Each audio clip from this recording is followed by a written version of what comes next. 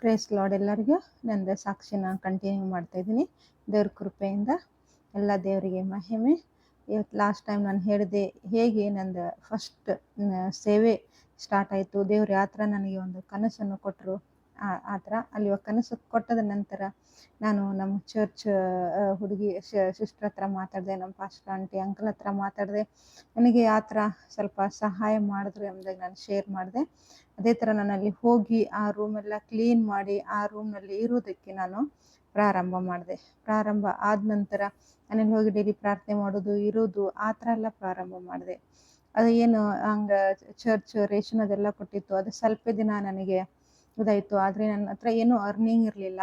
ನಾನು ಎಷ್ಟೋ ಕಡೆ ಜಾಬು, ಏನಾದರೂ ಒಂದು ಚಿಕ್ಕ ಪುಟ್ಟ ಕೆಲಸ ಮಾಡೋಣ, ಏನಾದರೂ ಜಾಬ್ ಮಾಡೋಣ, ನಂದು ರೆಂಟ್, ನಂದು ಊಟದ ಖರ್ಚಿಗೆ ಆದರೂ ನನಗೆ ಆಗತ್ತಂತ ನಾನು ತುಂಬ ಕಡೆ ಪ್ರಯತ್ನ ಮಾಡಿದೆ ಜಾಬ್ಗೋಸ್ಕರ. ನನಗೆಲ್ಲೂ ಕೆಲಸ ಸಿಗಲಿಲ್ಲ. ಏನಂದರೆ ಏನಾದರೂ ಒಂದು ಎಜುಕೇಷನ್ ಪ್ರಾಬ್ಲಮ್, ಏನಾದರೂ ಒಂದು ಇಶ್ಯೂ ಬಂದು ನನಗೆ ಎಲ್ಲೂ ಕೆಲಸ ಸಿಗಲಿಲ್ಲ. ತುಂಬಾ ಕಷ್ಟ ಆಯಿತು. ತುಂಬ ಅಂದರೆ ತುಂಬ ಕಷ್ಟ ಆಯಿತು. ಆದರೂ ನಾನು ದೇವ್ರ ಮೇಲೆ ನಂಬಿಕೆ, ಪ್ರಾರ್ಥನೆ ಬಿಡಲಿಲ್ಲ. ಯಾವಾಗೂ ನನ್ನ ಹತ್ರ ಆ ರೂಮ್ದಲ್ಲಿ ನಾನು ಹೋಗಿ ಶಿಫ್ಟ್ ಆದ ನಂತರ ನನಗೆ 1 ಡೇ 2 ಡೇಸ್ 3 ಡೇಸ್ವರೆಗೆ ನನಗೆ ಊಟ ಸಿಗ್ತಾ ಇರಲಿಲ್ಲ. ಯಾಕಂದರೆ ನಾನು ಯಾರ ಹತ್ರನೂ ಹೇಳ್ತಾ ಇರಲಿಲ್ಲ ನನಗೆ ಕಷ್ಟ ಇದೆ, ನನಗೆ ಊಟ ಇಲ್ಲ, ನನಗೆ ಸಹಾಯ ಮಾಡಿರಿ ಅಂತ. ನಾನು ಯಾರ ಹತ್ರನೂ ಇನ್ನೂವರೆಗೆ ಇವತ್ತುವರೆಗೆ ನಾನು ಕೈ ಚಾಚಿಲ್ಲ, ಚಾಚೋದನ್ನಿಲ್ಲ ದೇವ್ರ ಕೃಪೆಯಿಂದ. ಆದರೆ ನನಗೆ ಎಲ್ಲಿಂದ ಧೈರ್ಯನೋ ಏನೋ ಗೊತ್ತಿಲ್ಲ. ನಾನು ಒಂದು ದಿನ ಉಪವಾಸ ಅನ್ನೋದೇ ಅಥವಾ ಮನೆಯಲ್ಲಿ ಊಟ ಇಲ್ಲದೆ ಯಾವ ಥರ ಇರ್ತದೆ ನನಗೆ ಎಕ್ಸ್ಪೀರಿಯೆನ್ಸೇ ಇದ್ದಿರಲಿಲ್ಲ. ಅಲ್ಲಿ ನಾನು ಯಾವಾಗ ನನ್ನ ಹತ್ರ ಊಟ ಇರ್ತಾ ಇರಲಿಲ್ಲ, ಅಡುಗೆ ಮಾಡೋದಕ್ಕೇನು ನನ್ನ ಹತ್ರ ರಾಯಿಸೋದೇನೂ ಇರ್ತಾ ಇರಲಿಲ್ಲ. ಆ ಟೈಮ್ದಲ್ಲಿ ನಾನು continuous 3 days 4 days 5 days 7 days ಈ ಥರ ಎಲ್ಲ ನಾನು ಫಾಸ್ಟಿಂಗ್ ಪ್ರೇಯರ್ ಮಾಡ್ತಿದ್ದೆ. ಅದೇ ನನ್ನ ಆತ್ಮಿಕ ಲಾಭ ಆಗತ್ತೆ ಅಂತ ಈ ಥರ ದೇವ್ರು ನನ್ನ ಜೊತೆಲಿ ಏನೇನು ಮಾತನಾಡ್ತಾರೆ. ಆ ಟೈಮ್ದಲ್ಲಿ ಒಂದು 20 ರುಪೀಸ್ 10 ರುಪೀಸ್ 15 ರುಪೀಸ್ಗೆ ಒಂದು ನೋಟ್ ಬುಕ್, 1 2 3 ರುಪೀಸ್ಗೆ ಪೆನ್ ಸಿಗ್ತಿತ್ತು. ಅದನ್ನೂ ಕೂಡ ನನ್ನ ಹತ್ರ ತೆಗೆದುಕೊಳ್ಳೋದಕ್ಕೆ ನನ್ನ ಹತ್ರ ಇರಲಿಲ್ಲ. ದೇವ್ರು ನನ್ನ ಜೊತೆಲಿ ಏನು ಮಾತನಾಡ್ತಾರೆ ಅದೆಲ್ಲ ನಾವು ವಾಕ್ಯಗಳು ಒಂದು ಬುಕ್ಕಲ್ಲಿ ಬರಿಬೇಕು. ಅದು ಡೇ, ಟೈಮಿಂಗು, ಡೇಟು ಎಲ್ಲ ಹಾಕಿ ನನಗೆ ತುಂಬ ಆಸೆ. ಆದರೂ ನನ್ನ ಹತ್ರ ಒಂದು ಬುಕ್ಕು ಸಹ ಕೂಡ ಇರಲಿಲ್ಲ. ಅದೇ ಟೈಮ್ದಲ್ಲಿ ನನಗೆ ಯಾರು ಬಾಡಿಗೆ ರೂಮ್ ಕೊಟ್ಟಿದ್ರಲ್ವ ಅವರೆಲ್ಲ ಮನೆ ಕ್ಲೀನ್ ಮಾಡಿ ಕೆಲವೊಂದು ವೇಸ್ಟ್ ಬುಕ್ಗಳು ಇನ್ನೂ ಆದರೂ ಆ ಬುಕ್ಸ್ ನನ್ನ ಹತ್ರ ಇದೆ. ವೇಸ್ಟ್ ಬುಕ್ಗಳನ್ನು ಕೆಲವೊಂದು ಪೇಜ್ಗಳು ಹರಿದಿದ್ದು, ಅದರ ಮಧ್ಯದಲ್ಲಿ ದಾರ ಕಿತ್ಕೊಂಡು ಹೋಗಿರೋದು, ಈ ಥರ ಅವರು ಬುಕ್ಸ್ಗಳನ್ನು ಬೀಸಾಕಕ್ಕೆ ತಂದು ನನ್ನೊಂದು ರೂಮು ಪಕ್ಕದಲ್ಲಿ ಇಟ್ಟಿದ್ರು. ನಾನು ಕೇಳದೆ ತೊಗೊಲಿಲ್ಲ. ಅವ್ರಿಗೆ ಕೇಳಿದೆ, ನನಗಿದು ಬುಕ್ ಯೂಸ್ಫುಲ್ ಆಗಿದೆ, ನಾನು ಯೂಸ್ ಮಾಡ್ಬೋದಾ ಅಂತ. ಇಲ್ಲ, ನಾವು ಅದು ಕಸಕ್ಕೆ ಡಸ್ಟ್ಬಿನ್ಗೆ ಹಾಕಕ್ಕೆ ಇಟ್ಟಿರೋದು, ನಿಮ್ಗೆ ಯಾವ್ದು ಬೇಕು ಯೂಸ್ ಮಾಡು. 1 2 3 ಬುಕ್ಸ್ ನಾನು ಒಂದು 100 ಪೇಜಸ್ ಬುಕ್ಕು, ಲಾಂಗ್ ಬುಕ್ಕು, ಆ ಥರ ನಾನು ಸ್ವಲ್ಪ ನನಗೆ ಬರೆಯೋದಕ್ಕೆ ಎಂಟಿ ಪೇಪರ್ ಜಾಸ್ತಿ ಯಾವುದಿದೆ ಅದರೊಳಗಿನ ನಾನು ಇಟ್ಕೊಂಡು ಅದರೊಳಗಡೆ ಎಷ್ಟೊಂದು ಪೇಪರ್ ಸ್ವಲ್ಪ ಹಿಂಗೆ ಟಚ್ ಮಾಡಿದ್ರೆ ಸಾಕು, ಅದು ಹಿಂಗೆ ಕಿತ್ಕೊಂಡು ಬರ್ತಿತ್ತು. ಆದರೆ ಹಂಗೆ ಜೋಡಿಸಿ ಇಟ್ಕೊಂಡು ಅದರಲ್ಲಿ ದೇವ್ರು ನನಗೆ ಏನು ವಾಕ್ಯ ಕೊಡ್ತಾರೆ, ನನಗೆ ಕನ್ನಡ ದೇವ್ರ ಕೃಪೆಯಿಂದ ಕನ್ನಡ ಮಾತಾಡೋದು, ಬೈಬಲ್ ಕನ್ನಡದಲ್ಲಿ ಓದೋದು ನಾನು ಪ್ರಾರಂಭ ಮಾಡಿದೆ. ಬಟ್ ನಾನು ಪರ್ಫೆಕ್ಟ್ ಇಲ್ಲ ಇನ್ನೂ. ಅದನ್ನು ಮಾತಾಡೋದ್ರಾಗಲಿ ಆಮೇಲೆ ಬೈಬಲ್ ಓದೋದ್ರಲ್ಲಿ ಆಗಲಿ ನನಗೇನು ಅರ್ಥ ಆಗಲ್ಲ. ನಾನು ಅದು ಇಂಗ್ಲೀಷ್ನಲ್ಲಿ ಗೂಗಲಲ್ಲಿ ಟೈಪ್ ಮಾಡಿ ನೋಡ್ತೀನಿ. ಇಲ್ಲ ಅಂತಂದರೆ ನಾನು ಯಾರಿಗಾದ್ರೂ ಬೇರೆಯವ್ರಿಗೆ ಕೇಳ್ತೀನಿ ಇದರ ಅರ್ಥ ಏನು ಅಂತ. ಅದು ಎಕ್ಸ್ಪ್ಲನೇಷನ್ ನಾನು ಒಂದು ಡೈರಿಯಲ್ಲಿ ಬರಿತೀನಿ. ಈ ಥರ ನಂದು ಕನ್ನಡ ನಾನು ಅವಾಗ ನನಗೆ ಪ್ರಾರಂಭ ಆಯಿತು. ಅದು ತೊಗೊಂಡು ನಾನು ಅದರ ಒಳಗಡೆ ದೇವ್ರು ನನ್ನ ಜೊತೆಲಿ ಏನು ವಾಕ್ಯಗಳು ಮಾತಾಡ್ತಾರೆ ಡೈಲಿ ನಾನು ಆ ಹರಿದಿದ್ದ ಬುಕ್ದಲ್ಲಿ ನಾನು ಬರೆಯೋದಕ್ಕೆ ಪ್ರಾರಂಭ ಮಾಡಿದೆ. ಆಮೇಲೆ ಹಿಂಗೆ ಸ್ವಲ್ಪ ದಿನ ಹೋದ ನಂತರ ದೇವ್ರು ನನಗೆ ಇಲ್ಲಿ ಯಾವ ಉದ್ದೇಶಕ್ಕೋಸ್ಕರ ಕರ್ಕೊಂಡು ಬಂದಿದ್ಯಾ, ಯಾರಿಗೋಸ್ಕರ ಕರ್ಕೊಂಡು ಬಂದಿದ್ಯಾ, ಅವ್ರ ಜೊತೆ ನನಗೆ ಬೆಟ್ ಮಾಡಿಸು ದೇವ್ರೆ, ಏನು ನಿಂದು ಉದ್ದೇಶ, ನನಗೆ ಯಾಕೆ ಅಂತ. ಅಲ್ಲಿ ಆ ಟೈಮ್ ಇವಾಗ ಡೆವಲಪ್ ಆಗಿರಬೇಕು, 20 ಇಯರ್ಸ್ ಆಯಿತು. ಆ ಟೈಮ್ದಲ್ಲಿ ಅಲ್ಲಿ ಯಾರು ತುಂಬ ಕಡಿಮೆ ಮನೆಗಳು, ಎಲ್ಲ ಜಂಗಲ್ ಟೈಪ್ ಏರಿಯಾ, ಯಾರು ಜನ ಜಾಸ್ತಿ ಓಡಾಡ್ತಾ ಇರಲಿಲ್ಲ, ಏನಿಲ್ಲ ಅಂಥ ಪ್ಲೇಸ್ನಲ್ಲಿ ನಾನು ಹೋಗಿದ್ದೆ. ಒಬ್ಬಳೇ ಇರೋದು, ಡೋರ್ಗೆ ನನಗೆ ಲಾಕ್ ಇದ್ದಿರ್ಕಿಲ್ಲ. ಅಲ್ಲಿ ತುಂಬ ಚಿಕ್ಕದು ರೂಮೇ, ಬಟ್ ಎಲ್ಲ ವಿಂಡೋಸು ದೊಡ್ಡ ಅದಕ್ಕೆ ವಿಂಡೋಸ್ ಡೋರ್ಗೆ ಲಾಕ್ ಇರಲಿಲ್ಲ. ಸ್ವಲ್ಪ ಜೋರ್ಲಿ ಗಾಳಿ ಬಿಡ್ತಂತಂದರೆ ನಂದು ವಿಂಡೋಸ್ ಎಲ್ಲ ಓಪನ್ ಆಗಿಬಿಡ್ತಿತ್ತು. ಹಾಸ್ಕೊಳ್ಳೋಕ್ಕೆ ಹಾಸಿಗೆ, ಬೆಡ್ಶೀಟು, ಬ್ಲ್ಯಾಂಕೆಟ್ ಆ ಥರ ನನ್ನ ಹತ್ರ ಏನೂ ಇರಲಿಲ್ಲ. ಆಮೇಲೆ ಅವ್ರು ನನಗೆ ಯಾರು ಬಾಡಿಗೆ ಕೊಟ್ಟಿದ್ರು ಅವ್ರದ್ದು ಹಳೆ ಬೆಡ್ಶೀಟು, ಬ್ಲ್ಯಾಂಕೆಟ್, ಇದು ನಮಗೆ ಯೂಸ್ ಇಲ್ಲ, ನಿನಗೆ ಬೇಕಾದರೆ ಯೂಸ್ ಮಾಡ್ಕೊ ಅಂತ ಅವ್ರು ಕೊಟ್ಟಿದ್ರು. ನಾನು ಅದು ಯೂಸ್ ಮಾಡ್ತಾಯಿದ್ದೆ. ಈ ಥರ ನಾನಲ್ಲಿ ಕಷ್ಟಪಟ್ಟು ಆಲ್ಮೋಸ್ಟ್ 1 2 3 4 ಮಂತ್ಸ್ ನಾನಲ್ಲಿ ತೆಗೆದೆ, ಅಷ್ಟು ನನಗೆ ನೆನಪಿಲ್ಲ. ಆಮೇಲೆ ಒಂದಿನ ನನಗೆ ಯಾರು ರೂಮ್ ಕೊಟ್ಟಿದ್ರು ಅವರು ಟೀಚರಾಗಿ ವರ್ಕ್ ಮಾಡ್ತಿದ್ರು. ಅವರು ಡ್ಯೂಟಿಗೆ ಹೋಗುವಾಗ ನೀರಿಂದ ನಳ ಟ್ಯಾಪ್ ಕೂಡ ಅವ್ರು ಲಾಕ್ ಮಾಡ್ಕೊಂಡು ಹೋಗ್ತಿದ್ರು. ನನಗೆ ಕೆಲವೊಂದು ಟೈಮ್ದಲ್ಲಿ ಅಲ್ಲಿ ಕುಡಿಯೋದಕ್ಕೆ ನೀರೂ ಕೂಡ ಸಿಗ್ತಾ ಇರಲಿಲ್ಲ. ಕೆಲವೊಂದು ಟೈಮ್ದಲ್ಲಿ ಟ್ಯಾಪ್ ಅವ್ರು ಓಪನ್ ಮಾಡೋದು, ಅದು ಚಾವಿ ಬೀಗ ತೆಗೆಯೋದನ್ನು ಕೂಡ ಅವ್ರು ಮರ್ತು ಬಿಡ್ತಿದ್ರು 2 ಡೇಸ್ ಆ ಥರ. ನಾನು ಅವ್ರಿಗೆ ಹೋಗಿ ಹೇಳೋಕ್ಕೂ ಆಗ್ತಾ ಇರಲಿಲ್ಲ. ಹೇಳಿದ್ರೆ ಅವ್ರು ಏನಾದರೂ ಬೇಜಾರು ಮಾಡ್ಕೊಂಡು ನನಗೆ ರೂಮ್ ಬಿಡಿ ಸರ್, ಏನು ಮಾಡೋದು, ತುಂಬ ಭಯ ನನಗೆ, ಆ ಥರ ಹೋಗಿ ನಾನು ಮಾತಾಡಬೇಕು ಅವ್ರ ಹತ್ರ ಅಂತ. ನನಗೆ ಅಷ್ಟೊಂದು ಆ ಟೈಮ್ದಲ್ಲಿ ಧೈರ್ಯ, ಆಮೇಲೆ ಇಷ್ಟೊಂದು ನನಗೆ ಯಾವ ಥರ ಹೋಗಿ ನಾನು ಮಾತಾಡಬೇಕು, ರಿಕ್ವೆಸ್ಟ್ ಮಾಡ್ಕೋಬೇಕು, ನನಗೆ ಅಷ್ಟು ಗೊತ್ತಾಗ್ತಾ ಇರಲಿಲ್ಲ. ಆಮೇಲೆ 2 ಡೇಸ್ವರೆಗೆ ನಾನು ನೀರು ಕುಡಿದೇ ಆ ರೂಮ್ದಲ್ಲಿ ಇರ್ತಾ ಇದ್ದೆ. ಊಟ ಇಲ್ಲದೆ, ಇದಿಲ್ಲದೆ, ತುಂಬ ಜೋರು ಮಳೆಗಾಲದಲ್ಲಿ ತುಂಬ ಮಳೆ ಆದರೆ ಎಲ್ಲ ರೂಮೆಲ್ಲ ಸೋರ್ತಿತ್ತು. ನನಗೆ ಕುತ್ಕೊಳ್ಳೋಕ್ಕೆ, ಮಲಗೋಕ್ಕೆ ಕೂಡ ಆ ರೂಮ್ದಲ್ಲಿ ಪ್ಲೇಸ್ ಇರ್ತಾ ಇರಲಿಲ್ಲ. ಅವರು ಹಳೆಯ ಚೇರ್ಗಳು, ಆ ಟೈಮ್ದಲ್ಲಿ ಕಬ್ಬನ್ದು ಚೇರ್ ಇರ್ತದೆ, ಈ ಥರ ಫೋಲ್ಡ್ ಮಾಡಿರೋದು ಚೇರು, ಅಂತ ಒಂದು 4-5 ಚೇರ್ಸ್ಗಳು ತಂದು ನನ್ನ ರೂಮ್ದಲ್ಲಿ ಇಟ್ಟಿದ್ರು. ಅವ್ರು ಹೇಳಿದ್ರು, ಯಾರಾದರೂ ಪಾಸ್ಟ್ರುಗಳು ನಿಮ್ಮ ಮನೆಗೆ ರೂಮ್ಗೆ ಬರ್ತಾರಲ್ವ, ಇದವ್ರಿಗೆ ಕುತ್ಕೊಳ್ಳೋಕ್ಕೆ ಯೂಸ್ ಆಗುತ್ತೆ, ನಮಗೆ ಇದು ಯೂಸ್ ಇಲ್ಲ ಅಂತ. ಎಷ್ಟೋ ಸಲ ನಾನು ತುಂಬ ಮಳೆ ಬಂದಾಗ ಆ ಚೇರ್ ಕೆಳಗಡೆ ಹೋಗಿ ನಾನು ಕುತ್ಕೊಳ್ತಿದ್ದೆ. ಅಟ್ಲೀಸ್ಟ್ ನನ್ನ ತಲೆ, ನನ್ನ ಮೇಲೆ ಅದು ಮಳೆ ಬೀಳಬಾರ್ದಂತ. ಇಷ್ಟು ಕಷ್ಟ ಆದರೂ ನಾನು ಅಲ್ಲಿ, ದೇವರೇ ನಿನ್ಗೆ ಎದಕ್ಕೆ ಕರ್ಕೊಂಡು ಬಂದಿದ್ಯಾ, ನಾನು ಇಲ್ಲೇ ಇರಬೇಕು, ನಾನು ಯಾರ ಹತ್ರನೂ ಶೇರ್ ಮಾಡ್ಕೊಳ್ತಾ ಇರಲಿಲ್ಲ. ಕೆಲವೊಂದು ಚರ್ಚ್ ಫ್ರೆಂಡ್ಸ್ ಇದ್ದಾರಲ್ವ, ಅವ್ರ ಹತ್ರ ಮಾತ್ರ ಅವ್ರ ಗೊತ್ತು, ಯಾವಾಗಾರೆ ಬಂದವ್ರು ನನಗೆ ಸ್ವಲ್ಪ ಏನಾದರೂ ಹೆಲ್ಪ್ ಮಾಡಿ ಹೋಗ್ತಿದ್ರು. ಈ ಥರ ನನ್ನಲ್ಲಿ ದಿನಗಳು ನಡೀತಾ ಇತ್ತು. ಅದೇ ದಿನ ಒಂದು ಸ್ವಲ್ಪ ದಿನ ಆದ ನಂತರ ಮತ್ತು ನಾನು ಬಾಡಿಗೆ ಮಾತ್ರ, ನಾನು 1 ಮಂತನ್ನು ಕೂಡ ನಾನು ಬಾಡಿಗೆ ಮಿಸ್ ಮಾಡಿಲ್ಲ. ಪ್ರತಿ ತಿಂಗಳು ನಾನು ಅವ್ರಿಗೆ ಬಾಡಿಗೆ ಕಟ್ಟಿದ್ದೆ. ನನಗೆ ಊಟಕ್ಕೆ ನಾನು ಉಪವಾಸ ದಿನಗಳು ತೆಗೆದೆ. ಬಾಡಿಗೆ ಕಟ್ಟೋದಕ್ಕೆ ಎಲ್ಲಿಂದ ದುಡ್ಡು ಬಂತು ನೀವು ಕೇಳ್ಬೋದು ನನಗೆ. ಯಾಕಂದರೆ ನಂದು ಅಂಗವಿಕಲ ಹ್ಯಾಂಡಿಕ್ಯಾಪ್ ಪೆನ್ಷನ್ ಗೌರ್ಮೆಂಟ್ ಅಂತ ಬರುತ್ತೆ ಅಲ್ವಾ, ಅದು ಬರ್ತಿತ್ತು ನನಗೆ. ಅದು ನಾನು ತೊಗೊಂಡು ಹೋಗಿ ನಾನು ರೆಂಟ್ ಕಟ್ತಿದ್ದೆ ನಂದು ರೂಮಿಂದು. ಈ ಥರ ನಾನು ಅಲ್ಲಿ ಕೆಲವೊಂದು ತಿಂಗಳು ನಾನು ತೆಗೆದೆ. ಅದಾದ ನಂತರ ನಮ್ಮ ಚರ್ಚ್ನಲ್ಲಿ ಒಬ್ಬರು ತುಂಬ ವಯಸ್ಸಾದವರು ಆಂಟಿ ಅಂಕಲ್ ಇತ್ತು. ಅವ್ರು ನಾವು ಅಜ್ಜ ಅಜ್ಜಿ ಅಂತ ಕರಿತಿದ್ವಿ. ತುಂಬಾ ನಮಗೆ ಎಲ್ಲ ಯೌವನಸ್ಥರಿಗೆ, ನಾವು ಹೊಸದಾಗಿ ದೇವ್ರಿಗೆ ಯಾರ್ಯಾರು ನಂಬಿದ್ವಿ, ನಮ್ದು ಏನು ಗ್ರೂಪ್ ಇತ್ತು, ಅವ್ರು ನಮಗೆ ತನ್ನ ಸ್ವಂತ ಮೊಮ್ಮಕ್ಕಳ ಥರ ತುಂಬಾ ಪ್ರೀತಿ ಮಾಡ್ತಿದ್ರು. ಅಲ್ಲಿ ಆ ಟೈಮ್ದಲ್ಲಿ ಆ ಅಜ್ಜಿ ಬಿದ್ದು ಅವ್ರ ಸೊಂಟಗೆ ಫ್ರ್ಯಾಕ್ಚರ್ ಆಗಿತ್ತು. ಅವ್ರು ಅಡ್ಮಿಟ್ ಆಗಿದ್ರು ಹಾಸ್ಪಿಟಲಲ್ಲಿ. ಅಲ್ಲಿ ನಮ್ಮ ಪಾಸ್ಟರ್ ಆಂಟಿ, ಅವ್ರಿಗೆ ಮಕ್ಕಳಿದ್ದಾರೆ, ಬಟ್ ಬೇರೆ ಸ್ಟೇಟಲ್ಲಿ ಇರ್ತಾರೆ. ಅದ ಕಾರಣ ನಮ್ಮ ಪಾಸ್ಟರ್ ಆಂಟಿ ಹೇಳಿದ್ರು, ನಮ್ಮ ಮನೆಯಲ್ಲಿ ನಿನ್ನ ರೂಮ್ದಲ್ಲಿ ಫ್ರೀನೇ ಇರ್ತೀಯ ಫಾತಿಮಾ, ಬಂದು ಸ್ವಲ್ಪ ಹೆಲ್ಪ್ ಮಾಡು ಅಡುಗೆಗೆ ಆ ಥರ ಅಂತ.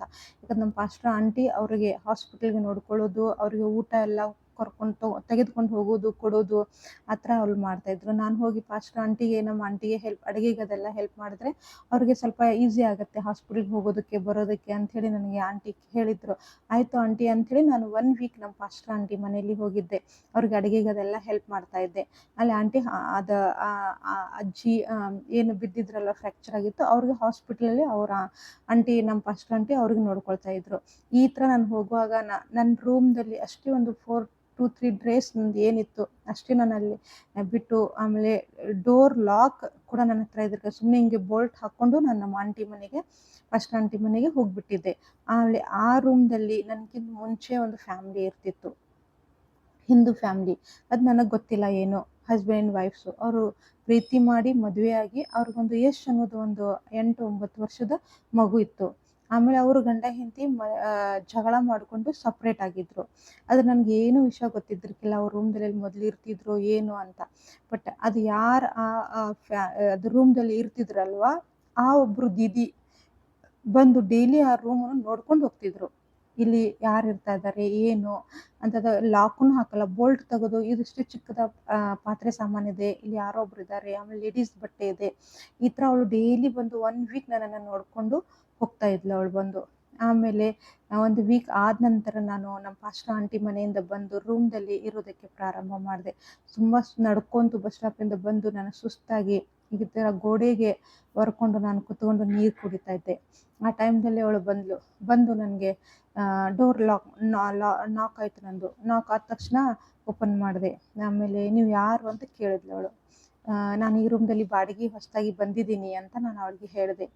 ಆಮೇಲೆ ಹೌದಾ, ನಾನು ಒಳಗಡೆ ಬರಲಾ ಅಂತಂದು, ಓಕೆ ಬನ್ನಿ ಅಂತ ಕರೆದೆ. ನನ್ನ ಹೆಸರು ಈ ಥರ ಅಂತ ಹೇಳಿದರು. ಆಯಿತಾ ಅಂತ ಹೇಳಿದೆ. ನಾನು ಡೈಲಿ ಬಂದು ಡೋರ್ ತೆಗೆದು ನಾನು ನೋಡಿ ಹೋಗ್ತಾ ಇದ್ದೆ ಇಲ್ಲಿ. ಆದರೂ ನೀವು ಇರ್ತಾನೆ ಇರಲಿಲ್ಲ, ಲಾಕೂ ಇಲ್ಲ ನಿಮ್ಮ ಡೋರ್ಗೆ, ನಿಮ್ಮ ರೂಮ್ಗೆ. ಸುಮ್ಮನೆ ಒಂದು ಬೋಲ್ಟ್ ಹಾಕ್ಕೊಂಡು ನೀವು ಹೋಗ್ಬಿಟ್ಟಿದ್ದೀರಾ 1 ವೀಕು. ನಾನು ಡೈಲಿ ಬಂದು ನಾನು ನಿಮ್ಮ ರೂಮ್ ನೋಡಿ ಇದು ಬೋಲ್ಟ್ ತೆಗೆದು ನಾನು ನೋಡಿಕೊಂಡು ನಿಮ್ಮದು ರೂಮ್ ಹೋಗ್ತಾ ಇದ್ದೆ, ಯಾಕೆ ನೀವು ಲಾಕ್ ಹಾಕಿ ಹೋಗಲಿಲ್ಲ ಅಂತ ಕೇಳಿದ್ರು. ಇಲ್ಲಮ್ಮ, ನನಗೆ ತುಂಬ ಕಷ್ಟ ಇದೆ, ನನಗೆ ರೂಮ್ಗೆ ಲಾಕ್ ಹಾಕೋಕ್ಕೂ ಕೂಡ ನನ್ನ ಹತ್ರ ಲಾಕ್ ಇಲ್ಲ, ಚಾವಿ ಇಲ್ಲ ಎಂದಾಗ ನಾನು ಅವಳ ಹತ್ರ ಶೇರ್ ಮಾಡಿಕೊಂಡೆ. ಆಮೇಲೆ ಅವಳು ಹೇಳಿದ್ಲು, ಫಸ್ಟ್ ಇವಾಗ ನಾನು ಬಿಟ್ಟು ಹೋದ ತಕ್ಷಣ ಇವಾಗ ನೀವು ಬಂದಿದ್ದೀರಾ, ಈ ರೂಮ್ದಲ್ಲಿ ನಾನು, ನನ್ನ ಗಂಡ, ನನ್ನ ಮಗ ಇಲ್ಲಿ ಇರ್ತಿದ್ವಿ ಮೊದಲು, ಅದಕ್ಕೆ ನಾನು ಇಲ್ಲಿ ಬಂದಿದ್ದೀನಿ ಅಂದಾಗ ಅವ್ರು ನನಗೆ ಹೇಳಿದರು. ಆಯಿತು ಅಂತ ನಾನು ಅಂದೆ. ಆಮೇಲೆ ಅವರು ನಾನು ಹೇಳಿದೆ, ಈ ರೂಮ್ದಲ್ಲಿ ಯಾರೋ ಒಬ್ಬರು ಇದ್ದಾರೆ, ಅವರು ನಾನು ಸ್ಕಾಯದಲ್ಲಿ ನನ್ನ ಕೈ ಹಿಡಿದವರು ನಡೀತಾ ಇದ್ದಾರೆ, ಆ ಥರ ಅವರು ಕನಸಿನಲ್ಲಿ ನೋಡಿದ್ರು. ಈ ರೂಮ್ದಲ್ಲಿ ಯಾರಿದ್ದಾರೆ, ಅವ್ರ ಕೈ ಹಿಡ್ಕೊಂಡು ನಾನು ಸ್ಕಾಯದಲ್ಲಿ ಆಕಾಶದಲ್ಲಿ ಯಾಕೆ ನಡೀತಾ ಇದ್ದೀನಿ ಅಂತ ಅವರು ಯೋಚನೆ ಮಾಡಿ, ಅದು ಒಂದು ಕನಸು ಈ ಫೋಕಸ್ ಮಾಡಿಕೊಂಡು ನನ್ನ ರೂಮ್ಗೆ ಅವರು ಬಂದು ನೋಡ್ತಾ ಇದ್ರು ನನ್ನನ್ನು. ಆಮೇಲೆ ಅವ್ರು ನನ್ನ ಹತ್ರ ಈ ಥರ ಕನಸು ಶೇರ್ ಮಾಡಿಕೊಂಡ್ರು.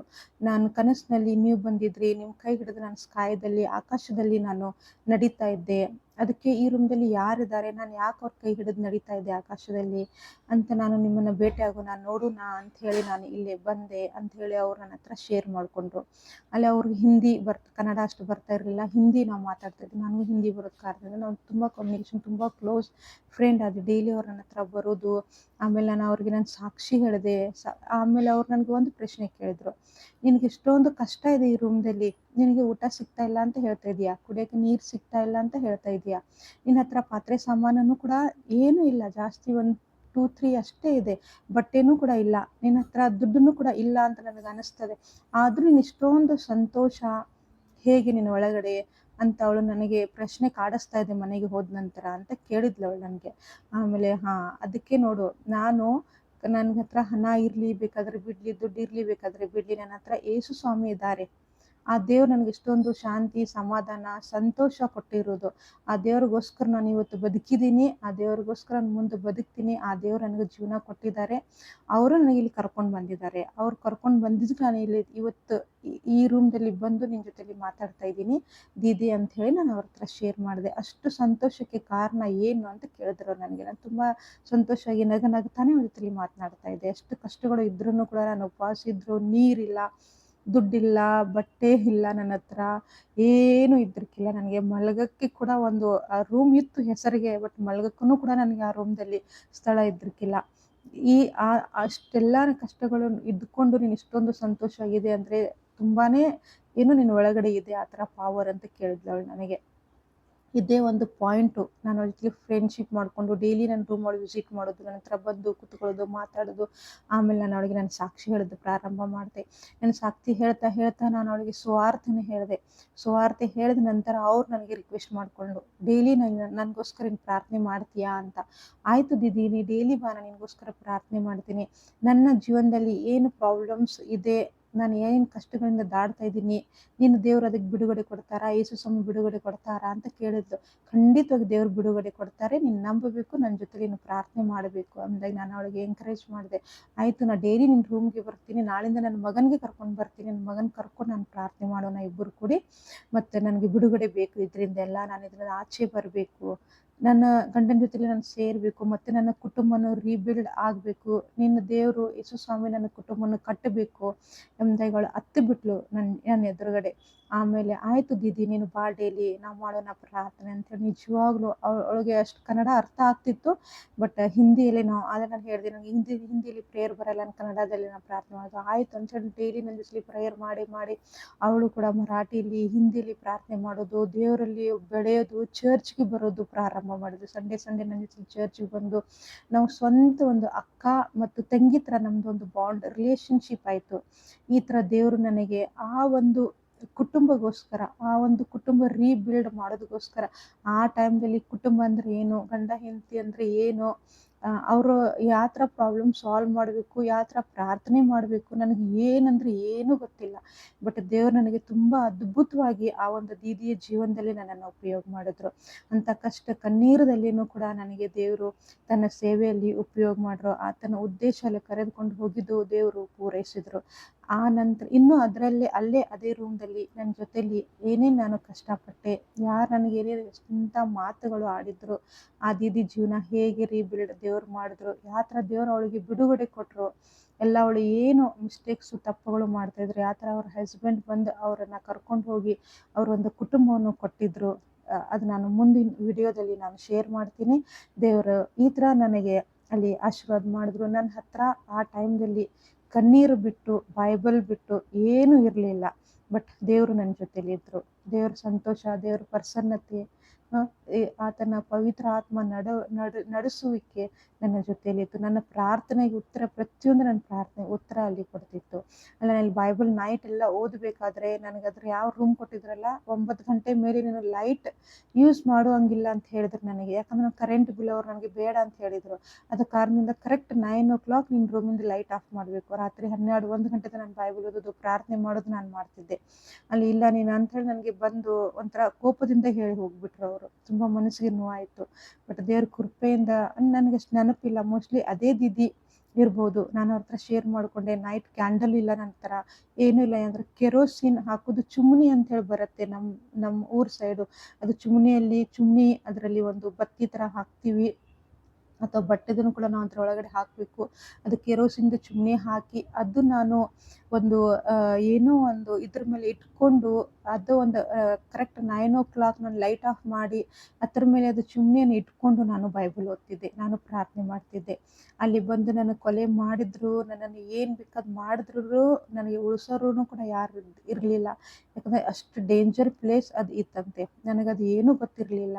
ದೇವ್ರು ಹೇಳಿದ್ರು, ನಾನು ಹೋದೆ. ಬಟ್ ದೇವ್ರು ನನ್ನನ್ನು ಅದ್ಭುತವಾಗಿ ಉಪಯೋಗ ಮಾಡಿದ್ರು. ಆದರೆ ಮುಂದೆ ನನಗೆ ಅಲ್ಲಿ ಯಾವ ಥರ ಜನರು ಹಿಂಸೆ ಕೊಟ್ಟರು, ಯಾವ ಥರ ನಾನು ಅದು ರೂಮ್ ಬಿಟ್ಟು ಬಂದೆ, ಯಾವ ಥರ ನಾನೇನು ಮುಂದೆ ಏನೇನು ಕಷ್ಟಪಟ್ಟೆ, ಯಾರ ಮುಖಾಂತರ ದೇವ್ರು ನನಗೆ ಸ್ವಲ್ಪ ಊಟಕ್ಕೆ ಸಹಾಯ ಮಾಡಿದ್ರು, ಅದು ನಾನು ಮುಂದೆ ನೆಕ್ಸ್ಟ್ ವಿಡಿಯೋದಲ್ಲಿ ಶೇರ್ ಮಾಡ್ತೀನಿ. ದೇವ್ರು ನಿಮ್ಮನ್ನು ಆಶೀರ್ವದಿಸಲಿ. God bless you all. Amen.